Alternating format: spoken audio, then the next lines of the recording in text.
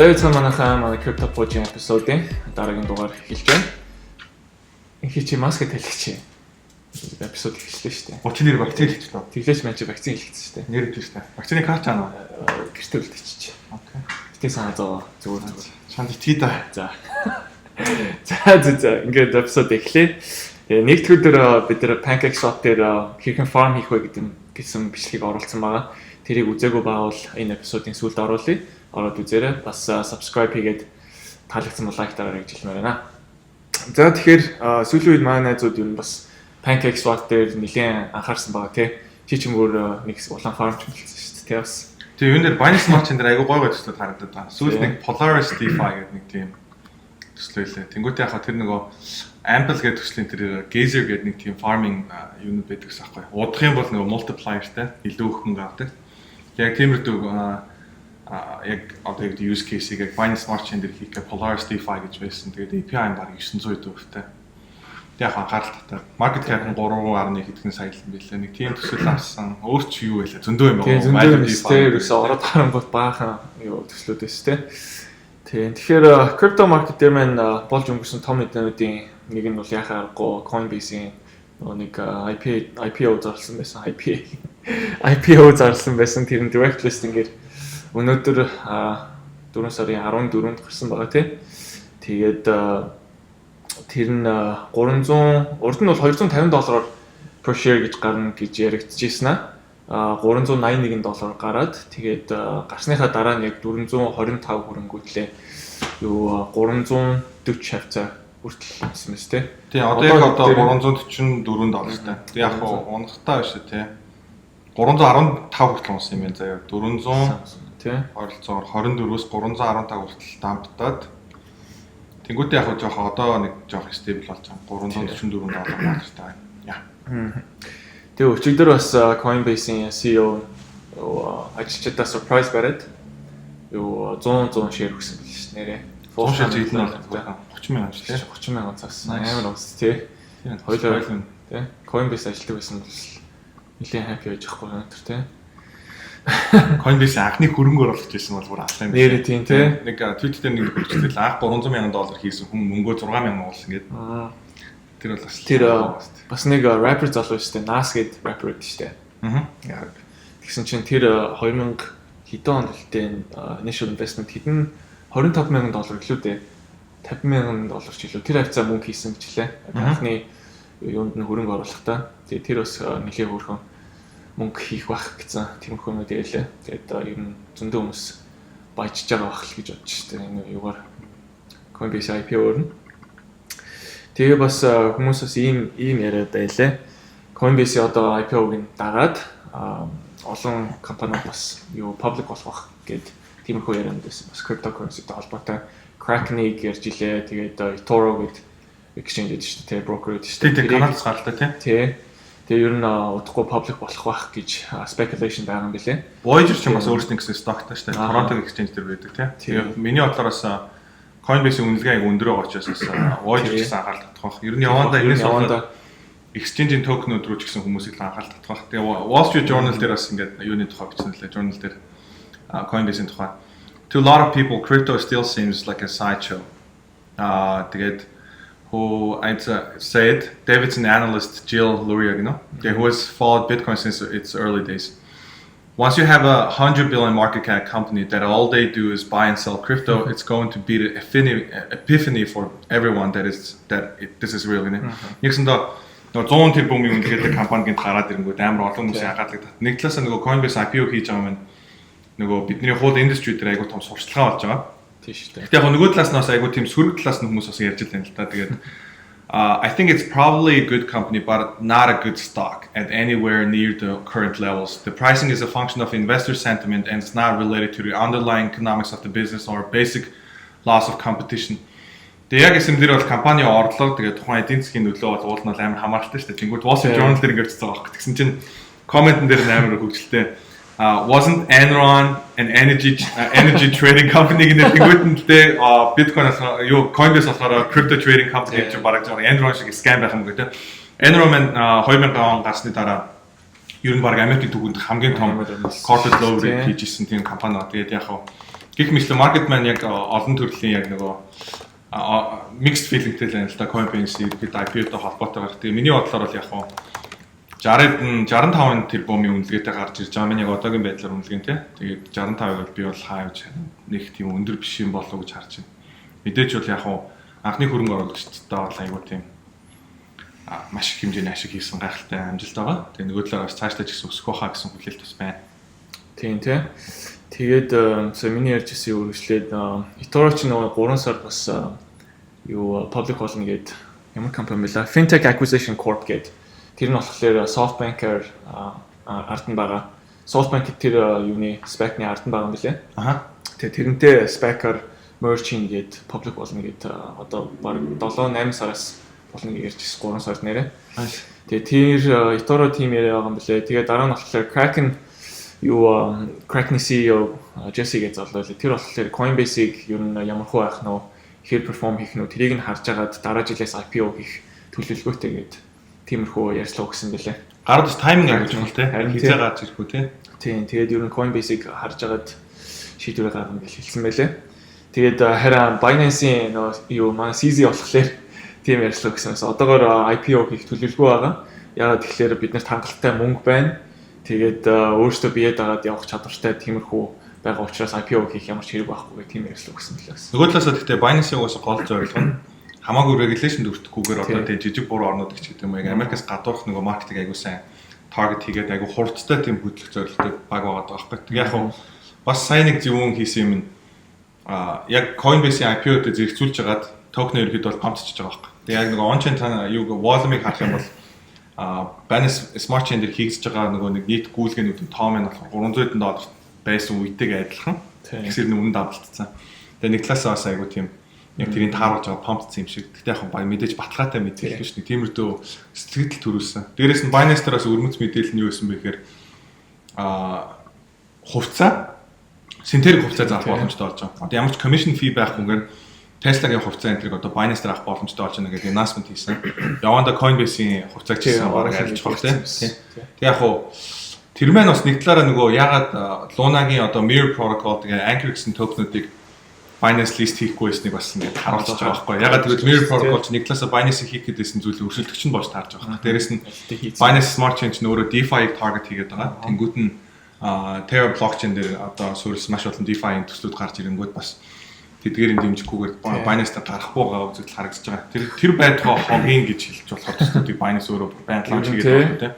Тэгэхээр Binance маань айгүй savvy тэгээд нөгөө талаас айгу тийм ёс зүйн талаас жоохон догдолтой тийм exchange гэж ер нь бас маркет дээр уусаа тийм нэг хүнстэй. Гэхдээ маш хурдтай, маш мундаг баг. Тэгээд тэрнийхээ хэрээр ч гэсэн токенийн прайс нь ч гэсэн өслөө. Тэгэхээр бас тийм сайн өссөн тий. Тийм. Тэгээ бас нэг сонирхолтой мэдээ нь юу байсан бэ гэхээр дээр би танад сууж байгаа нэг Clubhouse дотор өстэй юу Celsius-ийн Clubhouse дотор сууж Alex ярьжсэн шүү дээ. Тэгсэн чинь Alex яг гэнт өөрөө ярьжсэн аа. Тэгсэн шүү дээ. Одоо HSBC гэх банк хүртэл юу customer-уудаа крипто гүйлгээ хийхийг хориглосон. Тэрийг баг хааж байгаа энэ төргээ ярьжсэн юм тийм. Тэгсэн чинь тэр чинь яг бүр жинхэнэ official news болж таарад HSBC гэх дэлхийн хамгийн том банкны нэг шүү дээ баг тийм. Тийм. UK-ийн банк хаа бид гэсэн Лондонд тийм. Тийм. Тэгсэн чинь тэр банк яасан гэхээр customer-уудаа криптотой холбоотой гүйлгээ хийхийг ер нь тэр чигтээ хориглоод бас MicroStrategy гэх компани баг шүү дээ. Угаасаа дэлхийн баг хамгийн их биткойныг hold хийдэг компани байдаг тийм publicly. Тэгээ тэр компани стокийг авахыг нүртэл хориглосон гэсэн тийм мэдээ гарсан байлаа. Стокийн нүртэл үү? Тийм. Яа бүр direct crypto-роо дайрч байгаа юм тийм. Вау. Direct tag host тийм. Тийм мэдээ гарсан байгаа. За тэгээд энэ 7 хоног ер нь топ 10-т ер нь нэлээд movement байлаа. Тэр нэлээд өслөө. Тэгээ топ 10 coin-ууд байна. Bitcoin, Ether, BNB, XRP, Cardano хүртэл бүр амар өслөө шүү дээ. Bitcoin, Ether, тэгээ BNB бүгд ер нь all time high хийсэн.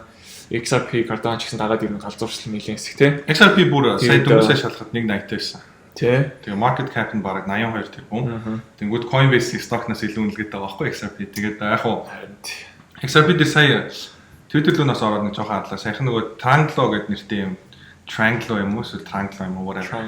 Эдний 40% нь acquire буюу одоо нэг худалдаж авч байгаа юм. Stock-ийн equity авсан. Тэгээд яг хуу энэ 20 гаруй тэрбумын гүйлгээ хийсэн тийм айгу бас мундаг компани гэж яг юм дээр танилцуулсан байна л да. Тэгээ яг манай Ripple маань хэдий шүүхтэлцээд байгаа ч гэсэн ерөөхдөө арайс давхурчааг алга болчихог юм байна гэдгээр бас нэг маркетер харуулсан учраас хүмүүс бас тэрэнд эргээр хандлт үзүүлэлээ гэж бодож байна. Тэгээд бас дээрэс нь $1 1.5 хүртэл огцон өсөлтөн дээр нь хүмүүсээс аягүй шорт хийсэн баг. Тэгээд нөгөө short squeeze гэж ярьдаг. Short хийсэн усуудыг бүгдээр нь liquidate болоод тэгээд дахиад бүр 1.80 руу 1.90 хэд рүү бас push хийгээд ер нь нэлээд өссөн. Тэгээд яг хөө энэтэй холбоотойгоор бас юу гэрий гэж өнөөдөр бас төлөвлөсөн байхээр бид нэр bull market хэрвээ дуусах юм бол бид нэр зөвхөн нөгөө coin өсөлтөөс биш бас уналтаас ч гэсэн мөнгө хийх боломжтой бол. Тийм бол уналтаас мөнгө хийхдээ бид нэр ямар туул ашиглаж болж байгаа гэхээр нөгөө future trading гэдэг ойлголт өгдөг. Тэгэхээр KuCoin дээр, Binance дээр, тэгээ BitMEX гэдэг exchange дээр жишээ нь ингээд coin-ыг уналтан дээр нь bet хийж болно. Бид нар ямар нэгэн зоос худалдаж авахдаа өснө гэсэн bet хийж байгаа шүү дээ. Энэ өсөх юм бол би мөнгө хийнэ гэж байгаа. Short хийн гэдэг маань юу хэлдэг вэ гэхээр өөрт байхгүй зоосоо зарчиж байгаа байхгүй. Тэгээ дараад нь уналтан дээр нь тодорхой dotcom price дээр нэргүүлж аваад нөгөө нэг short позиц хаагаад ингээд дундаас нь ашиг хийх боломжтой. Харин short хийж байгаа тохиолдолд ямар ч тохиолдолд тодорхой хэмжээний зээл авна. Ягаад гэвэл өөрөөхөн байхгүй юм зарчиж байгаа учраас. Тэгээ нөгөө нэг short хийсэн юм маань огцон өсчих юм бол позиц чинь өөрөө liquidate буюу хаагдаад бүх мөнгө алдах боломжтой. Тийм учраас бас айгүй тийм эрсдэлтэй instrument байгаа даа. Тэгээ яг хүн болгоны сайн мэдхгүй байгаа нэг ойлголт маань юу гэдэг вэ гэхээр perpetual одоо future гэдэг маань болохоор өөрийн яг тийм жирийн одоо traditional future гэрээ шиг нөгөө дуустдаг өдөр гэж байхгүй үргэлжилдэг, байнгын үргэлжилж идэг. Тийм учраас нөгөө perpetual гэдэг байгаа байхгүй. Тэгээд ийм юм дээр төрлийн гэрээн дээр funding rate гэдэг ойлголт байдаг. Тэгэхээр funding rate маань ихэвчлэн яг fixed rate буюу хамгийн ихнийх нь value нь болохоор 0.1% байдаг. Тэгээд энэ маань болохоор юу гэсэн үг вэ гэхээр short хийж байгаа улсуудад long хийж байгаа улсууд тодорхой хэмжээний төлбөр төлдөг. Энэ маань 8 цаг болгон тохиолддог зүйл байгаа даа. Тэгэхээр миний зүгээр гарахаас өмнө хийсэн скриншотн дээр жишээ нь Binance дээр funding rate маань 0.8%, KuCoin дээр 0.32%, тэгээ тэрний өмнөх нь болохоор 0.37 гэх мэтлэн хэмжээтэй байсан. Тэгээ KuCoin дээр яг funding rate маань Binance-аас бараг 3-4 дахин их байгааг бас ажиглагдлаа. Тэгээд энэ маань юу гэсэн үг вэ гэхээр short хийх юм бол нэг талаас уналтаас мөнгө хийх боломжтой. Дээрээс нь 8 цаг болгон мөнгө авдаг. Тэгээ яг би Tony Machine дээр нэгээд одоо чи 0.8 гэдэг маань юу хэлээд байгаа гэхийг харуулах юм бол 0.8-ыг бид нэр юу авч байгаа гэхээр нэг 3 цаг болгон авах юм байна. Гэхдээ 8 цаг болгон аавна өдөрт 3 удаа авч байгаа байхгүй. Тэгээд энийг 3-т үржүүлээд дахиад 365-д үржүүлэх юм бол юу болж таарч байна гэхээр 87.6%. Бүр KuCoin-ийнх бол бүр өндөр. KuCoin дээр бол бүр юутай байсан шүү дээ. 0.37 байсан. Тэнгүүд энийг чинь 3-т үржүүлээд дахиад 365-д үржүүлчих юм бол юу болж гарч иж байгаа 405%. Тэгэхээр чинь short хийснийхаа төлөө өнөөдөр KuCoin дээр 405% API-тай хөрөнгө оруулалт хийж байгаатай адилхан багхгүй. Тэгэхээр ер нь яг бүх позиц чинь long байгаа тохиолдол дээр тодорхой хэмжээний бага зэргийн short позицоо яг liquidate болохгүй айгүй бага leverage тэгээд бүр 1x эсвэл 2x leverage тэгээд багаар хадгалж чадах юм бол бас айгүй тийм ашигтай бас тийм хэрэгсэл байгаа даа шүү. Тэгэхээр яг мэрэгжлийн трейд хийх одоо оролцож байгаа суралцж байгаа залуучуудад бас энийг бас сануулж хэлмээр байна. Тэгэхээр дээрээс нь бас нэг чухал ойлголт маань юу гэдэг вэ гэхээр capital asset pricing model гэдэг CAPM гэдэг нэг юм ойлголт байдаг. Тэгэхээр энийг их сургууль дахтал ерөнхийдөө үзчихсэн юм байна. Юу хэлээд байгаа гэхээр одоо ингээд бичээд үзүүлэх юм бол expected return гэдэг. Одоо надад жишээ нь би нэг иймэрхүү return авах гэж байна гэх юм бол энэ return маань юутэй тэнцдэг вэ гэхээр risk free return дээр нэмэх нь beta үржих нь market return-аас хасах нь risk free return. Тэгэхээр энэ тохиолдол дээр risk free гэдэг маань юу хэлээд байгаа гэхээр энэ risk free гэдэг нь юу хэлээд байгаа гэхээр bonding хүү гэж үзээд байгаа сайн уламжлалт санхүүгийн систем дээр крипто дээр байгаа бидний хувьд бол яг одоо жишээ нь stable coin-а хадгалаад хамгийн доод нь авч болох аюулгүй хүү гэж ярьж байгаа байхгүй. Жишээ нь CES-ийг бид нэр аюулгүй гэж үзэх юм бол энэ бидний хувьд чинь 13% таа байх жишээтэй. Тэнгүүтээ хувьцааны зах зээл дээр болохоор зах зээлийн энэ return on market гэдгийг болохоор юу гэж үзээд байдаг гэхээр S&P 500 индексийг ч юм авчдаг байхгүй. Тэгэхээр бид нэр одоо чинь биткойныг л ер нь давсан одоо жишээ нь сайн үзүүлэлттэй coin-ыг авах гэж оролдож байгаа шүү дээ altcoin авахдаа. Тэгэхээр бидний хувьд одоо энийгээ жишээ нь шууд бид нэр BTC байна гэж үзэж болох байхгүй. Тэнгүүтээ энэ beta гэдэг маань юу хэлдэг вэ гэхээр яг одоо жишээ нь зах зээлтэйгээ адилхан эрсдэлтэй өөрийн гэсэн багцтай портфолиотой байх юм бол энэ beta маань өөрөө юутай тэнцэх вэ гэхээр нэгтэй тэнцэнэ гэсэн үг. Тэгээ зах зээлтэйгээ адилхан return олж ийнэ гэсэн үг.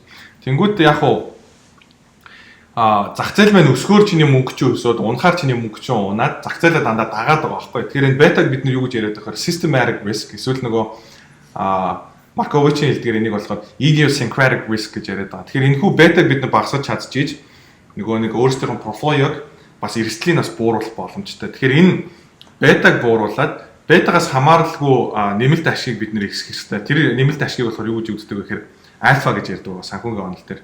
Тэгэхээр бетаг бууруулахын тулд юу хийх хэрэгтэй байдаг вэ гэхээр өөрийн чинь байгаа криптотой хамаарал багтай айсаад авах хэрэгтэй. Тэгэхээр нэгсэндээ correlation буюу корреляц багтай айсаад авах хэрэгтэй. Тэгэхээр нэгсэндээ биткойныг өсгөөр унжидаг, биткойныг унахаар өсч идэг. Тэнгүүд яг тийм төгс айсаад олоход хэцүү. Тэнгүүд трийг яг гэсэн дээр хамгийн амрахтаар хийх арга чи ерөөсөл криптогоо эргүүлээ шорт хийх байхгүй. Тэгэхээр криптогоо шорт хийх юм бол юу болох вэ гэхээр крипто зах зээл бөөндөө өсөж байгаа. Чиний шорт позишн чинь мөнгө алдна. Крипто зах зээл бөөндөө унжах чиний шорт позишн чинь өөрөө мөнгө хийн. Тэг яг хуу саний бас Ripple-тэй холбоотой зах зээл дээр байгаа баг зэргийн хөөсөлтүүд маань яг хуу энийг бас яг оновчтой ойлголт байх юм болов та бүхэнд хүрэхэд гэж бодоод тэгээ сая бас юм capital asset pricing model-ын тухай ярьлаа. Тийм. Тэгээд энэ дээр бас нэмээд хэлэхэд бас энийг бас урдны эпизод дээр ярьжсэн тийм манай Telegram group дээр ч гэсэн зөндөө хүмүүс ингээ ярьж идэг тийм ороод харангуут ямарваа нэгэн coin ингээд all time хийсний дараа одоо ингээ сандраад хүмүүсийг дагаад FOMO хийгээд зөндөө хүмүүс орох гээд байдаг. Тэ одоо XRP дээр оруул яах вэ ч юм уу, Cardano дээр оруул яах вэ ч юм уу. Тэ тиймэрхүү асуултууд зөндөө байдаг. Тэгээ бидний зүгээс хэлэхэд тиймэрхүү яг all time хийсний дараа юм яарч юм бити сандарч ороорой гэж хэлмээр байгаа тий. Ягаад тэгэхээр угаасаа тэр чинь орох хүмүүс нь аль дээр ингээ орцсон хийдэг мөнгө хийгээ гарцсан байгаа тий. Тэгээ айгу аюултай шүү. Тэгээд тим юу руу орсон бол болгоомжтой байгаарай. Мөнгөө бас зөв менеж хийгээрэй. Бас мөнгөө аливаа хэмжээний мөнгө хийсэн бол баг багаар нь ашгаа аваад гарсан хамаагүй дээр шүү гэж зөвлөмөр байгаа. Тэгээд сурчвал хамаагүй амар те сэтгэлч гэсэн амар гэдэгтэй угаасаа. Тийм тэгээд мэдээж манай channel угаасаа санхүүгийн зөвлөгөө өгдөг. Гэхдээ ямар нэгэн YouTube видео үзээд ч юм уу шууд шийдвэр гаргах биш харин та нар өөрсдийнхөө судалгаагаа давхар хийж иж бас final decision гаргаж сураарай гэж хэлмээр байна. За тэгээ өргөжлүүлээд жоохон маркетинг талаар ярих юм бол яг биткойн дээр нөгөө dominance rate гэж байдаг. Тэгэхээр яг нийт зах зээлийн хэдэн хувийг ерөөсөө биткойн үнэлгээ эзэлж байгаа гэдэг. Тэгээд тэр маань 2018 оны 1 сард хамгийн доотлын хэмжээнд дээр буюу 34% дээр хүрч ирсэн. Тэгээ одоогийн байдлаар бол 54% дээр байгаа. Тэгээ яг энэ үзүүлэлтийг харах юм бол alt season одоохондоо дуусаагүй. Тэгээ цаашдаа ч гэсэн жижигэн койностой холбоотой 100 нугардаг 200 нугардаг галзуурлууд үргэлжлэх байх. Гэхдээ зах зээл дээр үргэлжлүүлэн болгоомжтой байх хэрэгтэй. Өснө гэдэг хүмүүдэд таарлцсан болгоно аваад гэж болохгүй тий. Тэгээ нийт зах зээлийн үнэлгээ маань одоогоор 2.1 тэрбумтай байгаа. Тэгээд энийг хувьцааны зах зээлтэй харах юм бол Apple гэдэг компани маань ерөөсөө одоо үнэлгээ нь 2.2 тэрбум. Тэрлион. Coin-ийн зах зээл маань 2.1 тэрлион. Тэгээд харах юм бол бид нэг Apple гайхалтай компани л да. Тэгээ яг нэг компани үнэлгээ өөрөө тэр чигтээ криптогийн нийт зах зээлийн үнэлгээнээс өндөр байна гэхээр бид нарт бас дахиад өсөх болцоо байгааг бас нэг талаараа харуулж байгаа. Тэгээд яг энэ харьцуултыг Novogratz гэж хэлээ. Тэгээ Novogratz-аас би санаа авсан байхгүй. Mike Novogratz ярьж илээ. Mike Novogratz манаас Luna дээр айгу буулж байгаа. Luna дээр бас хөрөнгө оруулалт хийсэн тийм компани байна. Тэгээ hodler net position гэдэг энэ зургийг харах юм бол ер нь 20,000-аас ихсүүлээд нөхдүүд айгуух зарж агаад зардал маань ерөөхдөө дуусж байгаа. Тэгээд өргөжлөлтөн хүмүүс айгуух биткойныг цуглуулж эхэлж байна. Тэгээд Coin is destroyed гэдэг энэ үзүүлэлтийг харах юм бол 2017 оны топтой бид нэр хараахан хүрээг байна. 2013 оны local top-ыг дөнгөж даваад 2013 оны яг хамгийн дээдлийн топ дээр ихэд адилхан хэмжээнд очиж байна гэдэг энэ доотлын зурган дээрээс үзүүлсэн байгаа. Энэ зургуудыг бид нар хаанаас авсан бэ гэхээр Glassnode-ийн Insight гэдэг тэд нар бас юм 7 нэгэн судалгаанууд гаргадаг. Тэгээд тэрнээс харсан байна.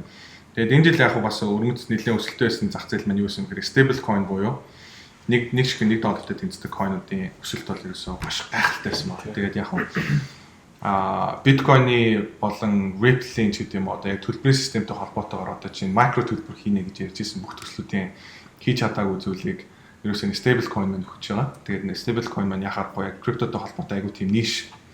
Тэгээд яг өөрийнхөө яг таргет яг тодорхой use case дээр маш сайн ажилладаг тийм бүтээгдэхүүн болж гарч ирсэн байгаа. Тэгээд Terra-гийн US доллар маань ч гэсэн өсөж байгаа. Тэгээд market cap нь гэхэд одоогийн байдлаар хэд орсон байлаа? 1 тэрбум 765 сая байна. Тэгээ яг энэ дараагийн Terra маань өөрөө algorithmic stablecoin ахгүй яг цаатал $1 байдгүй. Тэгээ яг ийм төрлийн яг хамгийн анхны бүтээгдэхүүн болох DAI маань өөрөө 3 тэрбум 131 сая төгрөг. Тэгээ яг хуу DAI-г минт хийнгүүд хүү төлдөг дандаа. Тэр CDP гаргаж ирж байгаа. Terra-гийн тухайд болохоор USD гарсныхаа төлөө мөнгө төлөхгүй зүгээр луунага burn хийгээ шатаагаад оронд нь USD шинээр хөвлөж байгаа. Тэнгүүд USD дээр Anchor Protocol дээр дэлхийд дор хаж 20% хүү аавна. DAI дээр болохоор хүү төлөөд байгаа шүү дээ. Тэгэхээр маш ялгаатай хэрэглээний хувьд. Тэгээд DAI маань өөрөө төрөл бүрийн coin-ууд барьцаанд тавьж хийдэг учраас USD шиг scalable биш. Тэгэхээр цаашдаа бол USD stablecoin өсөлт гэсэн илүү хурдтай явах. Тэрнийхээ хэрээр ч гэсэн Luna-гийн үн маань дээшээгээ илүү түлхэж цайтаа. Тэгэхээр тийм. Тэгэхээр яг 15 хүртэл унсан хүмүүс тэрэнд аягүй санаа зовоод их шүү гэлээ. Хинээ инхүүшин coin-оор бичлэг хийсэн шүү дээ. Тэр чинь миний ч coin биш. Инхүүшин coin гэсэн юм. Миний хараа их баха. Юуны тэгэхээр инхүүшин coin-с манай инхүүш хүмүүс аягүй санаа зовоод лээ. Цаа чин гайгүй л хэлсэн шүү дээ. Өнөөдөр тий. Тий. Админа нэрээ нөгөө Luna-га гаргасан уу яасан бэ? Тий. Инхүүшлав Luna-га унсан сэтгэл санаагаар унахгүй лээ. Би ч гэсэн гайгүй байгаа. Тэгээд дараагийн үзүүлэлтийг харах юм бол Reserve Risk гэдэг үзүүлэлтээр ярьжсэн. Тэгэхээр яг хуу бас 17 оны топ дээр бид нэр очиж амжааг байгаа. Тэгээд яг хуу бид нар ягаад энэ үзүүлэлтүүдийг хараад үргэлжлүүлэх үзүүлэлтийг яриад байгаа гэхээр маркетинг топ ойртох юм бол бас үзэгчдэд сануулах гэдэг. Тэгэхээр хэдүүлээ юу гэдэг маркет маань нэлээд хөөсрөөд ирэнгүүт нэмж нөгөө криптоор мөнгө оруулахаас илүүтэйгээр тодорхой хэмжээний мөнгнүүд ашгуудаа гаргаж аваад тэгээд юу гэдэг машиныхаа төлбөрийг байрныхаа төлбөрийг хийх хүмүүсийн нэрэлэн хийгээд хариуцлагатай хөрөнгө оруулалт хийгээсээ хүн болго нөгөө арт койныг худалдаж авсан шиг ээж ааваханд төрийн зээлийн аваад койн аваад гараа тий. Тэр ер нь бол маш эрсдэлтэй яг тийм зүйл бол хийж болохгүй. Тэгэхээр бид нэр энэ дээр мөрөн дээрээ толгойтой болгон крипто зах зээл дээр мөнгө хийж чаддгүй. Тэгээ одоогийн байдлаар болохоор хийгээд байгаа юм шиг санагдаад байна. Гэтэ энэ хөрөнгө оруулалт тийм амархан ажил биш ээ. Тэгэхээр хариуцлагатай байх хэрэгтэй. Үргэлжлүүлэн суралцах хэрэгтэй шүү манайхаа. Тэгээд дараагийн нэг үзүүлэлт нь MVRV Z-score гэж байдаг. Тэгээд Z-score маань бас ерөнхийдөө нэлээд анхааруулжтай юурууга левел руугаа орж ирж байна. Гэтэ яг өмнөх нөгөө топуудын хөөсрөлт рүү арай орж амжаагүй байна. Тэгэхээр биткойн маань ч гэсэн цаашдаа өсөх боломж байгаа. Өснө гэж харж байна. Тэгээд net unrealized profit loss гэдэг үзүүлэлт маань харин өмнөх хөөсрөлттэйгээ яг адилхан хэмжээнд айлхидээ ороод ирсэн байна. Тэгээд бас шинээр нэг тийм tool бас суралцлаа. Тэн дээр Mizari гэдэг одоо энэ coinтэй холбоотой судалгааны research paper-ууд бичдэг. Тэгээд бас хэд хэдийн нөгөө CoinGecko, CoinMarketCap шиг юм үзүүлэлтүүд гаргаж өгдөг тийм сайт байдаг. Тэгээд Mizari дээр өөрсдийн гэсэн screener гэж байдаг юм. Тэрэн дээр одоо чинь юу гэдэг Coinbase, Binance тэгээд FTX-ийн нөгөө Alameda гэдэг тийм venture capitalist firm-ууд маань ямар төрлийн coin-оос хөрөнгө оруулалт хийцэн, DeFi ямар төслүүд байгаа, Binance Smart Chain дээр ямар зоосмод байгаа гэдэг тийм хөөрхөн жагсаалтууд байт юм байна. Тэгээд яг сүүлийн нөгөө Atom дээр IBC гарсантай холбоотойгоор Cosmos-ийн технологиг ашиглаж байгаа coin-оос дээр айгүй bullish байгаа. Тэгээд тэрний screener дээр ороод харах юм бол жишээ нь зөндөө олон зоосууд байна л да. BNB маань өөрөө нэгт байгаа. Тэгээд 2 Terra маань 3 CRO гэдэргээд явж байгаа. Тэгээд доотлолт нь хөөрхөн банк маркет капитал дээр жишээ нь Kira гэдэг нэг төсөл нь тэгээд удахгүй mainnet нь гарч байгаа юм шиг үлээ. Судлаа сонирхолтой хүмүүс нэрэл судлаараа биднээс жижигхэн хөрөнгө оруулалт хийсэн нэг ийм төсөл байгаа. Гэхдээ яг хуу манай пуужин дах зоос бол биш. Тэгээд өнөөдрийн маркетинг үзүүлэлт бол ерөнхийдөө ингэ болоо. Тэгэхээр пуужин дах зоосон дээр coin уулан татч ярмаар бараг санагцсан. Банд ярмаар байгаа гэсэн. Тэгээ яг зарим усуд залхуулж болоо гэж бодлоо. Яг би банд дээр яг ингээд өөрийнхөө зүрх сэтгэлийг одоо чинь тайлбарлах юм бол заяа. Надад нэг $10,000 байгаад $10,000 гэж хамуухай минь. $10,000 байгаад хүн миний толгоороо буу тулгаад чи нэг л зоосонд хөрөнгө оруулалт хий. Наадаа 6 сар байр гэдэг хүн надад чинь хүчлэх юм бол би жишээ нь тэр мөнгөөрөө би банд лав. Яг одоогийн байдал. Би чанга Luna гэж бодсон. Бид нөгөө Чикагод байдаг болохоор буу яриад байна те. Манай Монгол залуу сайхан бас Чикагод буудалцсан. Тэгээд биднээс айгүй эйгүү газар те. Буу муутай болохгүй болчих шиг. Тэгээд юуны тэгэнгүүтээ ер нь бол банд дээр айгүй буулш шивээр байгаа. Тэрийг бас үзэгчтэй сануулмаар. Тэгээд яг хоо still буулш байгааг чилчээ те бас те. Тэгээ яг хоо CRO гэдэг одоо манай энэ Crypto.com гэдэг exchange-ийн зоос байгаа. Тэгэхээр бид нэр бас айгүй хайж байгаа сонирхож байгаа зүйл маань юу гэхээр Coinbase-ийг хэн өсөлтгүй Америкт гэдэг асуултаас байгаа тийм. Бид нар Voyager-ийг ерөнхийдөө нэлийн хүчтэй гарч ирээд бас нэлээд нөлөө үзүүлэх юм болоо гэсэн чинь virtual enable хийхгүй, app-ын хаяа гарцаа. Тэгээ waiting list үүсгэж үүсгээ. Тэгээд мөнгө татгаар бас жоохон удаад. Би сүүл мөнгө татсан ч 2-7 хоног орж ирж илээ. Миний нөгөө нэг чамруу явуулсан Voyager одоо л ороогүй тэгээ нэрээ санснаас. Тий, гих мэтлэн тэгээд Voyager маань жоохон хэрэглээний хувьд хэд хэдэн алдаанууд гаргаад байгаа учраас Voyager дээр ерөнхийдөө бид нар bullshit хавуулсан. Тэр яг эцэст нь үнэлгээнд чухал биш. Тухайн exchange-ийн яг бүтээгдэхүүн хэрэглээ талаас нь хамгийн чухал тий. Тэр Crypto.com бол ерөөсөө харах урам худлаагүй. Тэгээ саяхан Anchorage гэдэг банктай хамтарч байгаа бид нар яасан бэ гэхээр USDC ашиглаж байгаа, гүйлгээ хийж байгаа. Тэгээ яг хуу Ethereum блокчейнийг ашиглаж байгаа юм билээ. Бид нар Algorand хэрэглэх болов гэдэг жоохон speculate хийгээдсэн чинь харахаа Algorand-ийн нэр бол ерөөсөө дурддахгүй байна. Тэгээд одоогоор бол 24 центийн үнэтэйгээ market cap нь 6 тэрбум гарна. Тэгээд Coinbase-тай адилхан 1000 гаруй ажилтнтай. Тэгээ айгүй том organization байгаа. Тэгээд дэлхийн бараг 5-6 газар өөр офстай. Тэгээд шинээр NFT-тэй холбоотой бүүмийг бас ашиглах гээд гарууд бас NFT marketplace шинээр нээж байгаа. Тэгээд Crypto.com-ын өөр гэсэн блокчейнтэй тэр мэн нөгөө Cosmos-ийн технологи төр суурилсан. Тэгээд EVM compatibility буюу одоо Ethereum дээр зориулж бичсэн, Solidity ашиглаж аваад бичсэн бүх DeFi бүтээгдэхүүнүүдийг эргүүлээд Crypto.com-ийн юм дээр chain дээр хэрэглэх боломжтой болох гэж оролдож байгаа юм байна. Тэгээд тэрний апдейт маань 5 сарын сүүлээр гарна гэдэг гэж байна. Тэгээд 75%-ийнхаа бүх зоосуудыг ерөнхийдөө шатаасан гэдэг наасундад явсан тийм. Тэр маань болохоор илүү decentralization буюу одоо нөгөө chain-ээ илүү decentralized болгох гээд өөрсдийнхөө контрол дор байгаа зооснууд ерөнхийдөө шатаасан гэдэг CEO нь ярьж илээ. Тэгээд Crypto.com-ийн хувьд одоогийн байдлаар 10 сая гаруй хэрэглэгчтэй юм байна. Тэгээд Coinbase-ийн хувьд 56 сая хэрэглэгчтэй. Тэгээд яг 5 дахин бага хэрэглэгчтэй ч гэсэн харьцангуй шинэ exchange гэхэд бол айгүй амжилттай. Хурцтай өсч байгаа тийм.